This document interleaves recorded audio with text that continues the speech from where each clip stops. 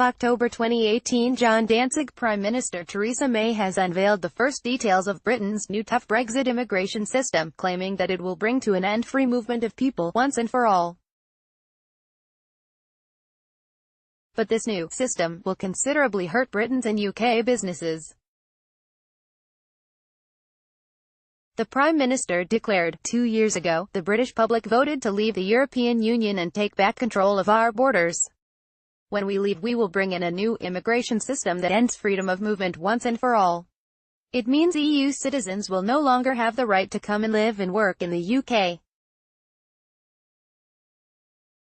It also works the other way around. UK citizens will lose the right to live, work, study or retire across much of our continent, all 27 EU countries, and any new ones joining, plus Norway, Switzerland, Iceland and Liechtenstein.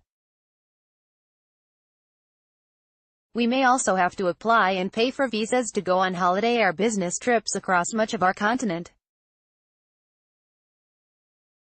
Theresa May's announcement assumes that free movement has been bad for Britain, and that it's meant we lost control of our borders. This is incorrect.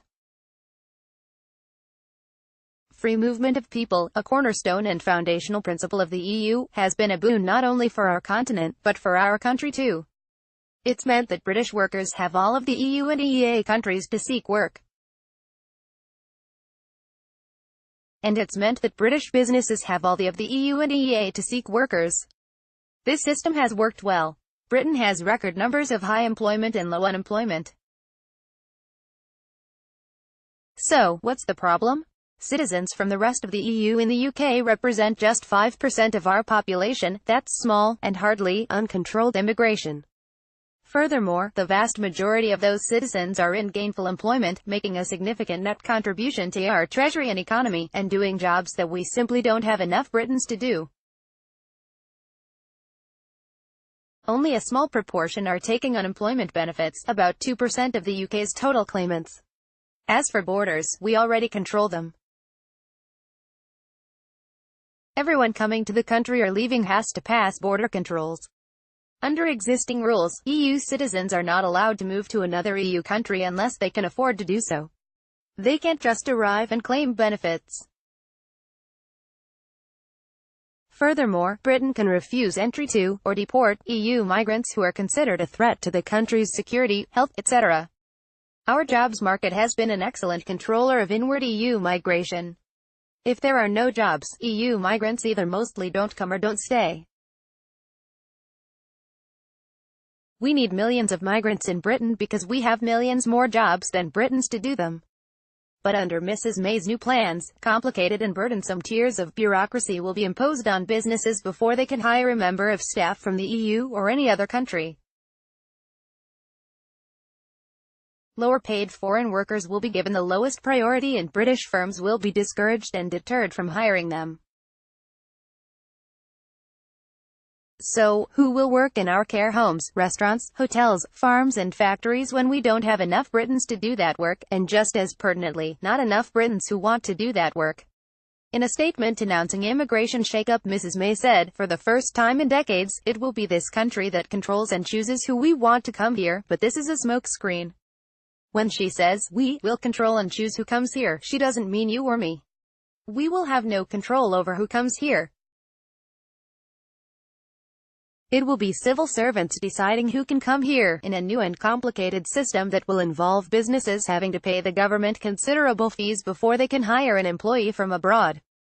If Britain had many millions of unemployed Britons, such a policy could be understandable.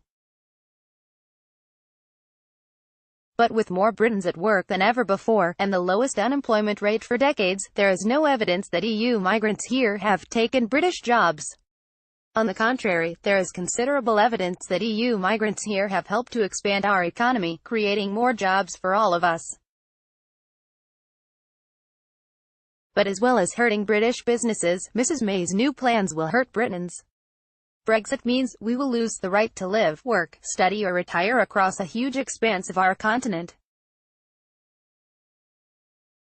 How backward is that? Ironically, the Foreign Secretary, Jeremy Hunt, this month ridiculously compared the EU to the defunct USSR. But it was the USSR that also restricted free movement of people. By contrast, the EU has opened up our continent for its citizens to freely move across it. Free movement of people across Europe was a prescient vision of Winston Churchill.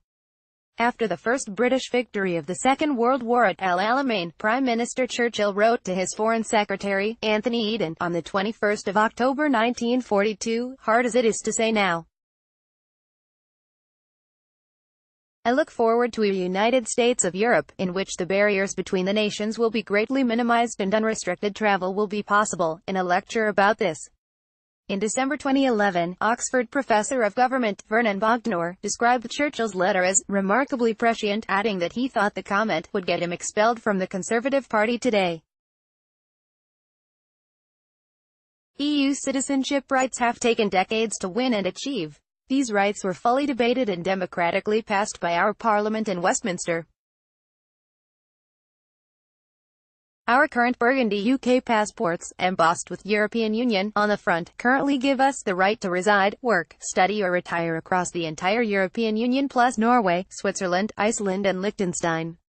Those rights for Britons will be lost when we are scheduled to leave the EU in March 2019, although the right is anticipated to be briefly and temporarily extended in a so-called transition period until December 2020, but only if we leave the EU with a deal in place. But Brexiters apparently can't wait for our passports to turn from burgundy to blue, and to lose the EU symbol on the front and all that it represents. Our new blue British passports will give us the privilege of enduring longer queues at border controls when visiting EU, EEA member states after Brexit. That will be fun, won't it? So much for progress. Over the course of our membership of the EU, millions of Britons have taken advantage of our EU citizenship rights, mostly to work in other EU countries, but also to study, retire and buy holiday homes and residences. Without EU membership, going to live and work in other EU countries will still be possible, but it won't be a right, so it won't be as easy as now, and in many cases, it simply won't be achievable. Before the EU, British citizens most often had to apply for work and residency visas to live in other European countries. Nostalgia beckons. Those times are soon to return. Our EU citizenship rights also mean that when we live and work in any other EU country, we can enjoy many of the same rights as the citizens of that country, including reciprocal employment rights, the right to access state health care and education, and to vote in local and European Parliament elections. Not to worry, we will also lose those rights after Brexit. Losing the right to free movement to live and work across our continent will be a huge loss when Brexit happens, scheduled for 11 p.m. on the 29th of March 2019. It's no surprise that many Britons living in the rest of Europe, and many citizens from the rest of Europe now living in Britain, are still anxiously awaiting the outcome of the Brexit negotiations to know for sure what will be their rights after Brexit, if any. Let's summarize what's on the horizon. Unless we can democratically reverse our course, Brexit means losing rights, not gaining any. Brexit means Britain cutting itself off from the mainland of Europe. Brexit means we will be poorer, and with less sovereignty, fewer rights and protections, restricted trade and travel, and diminished power after we've left. No wonder so many Britons are now saying, "We want our continent back." Video, what we lose when we leave blank, _blank. Join and share the discussion about this article on Facebook. This entry was posted in Current Affairs, Democracy. Bookmark the permalink.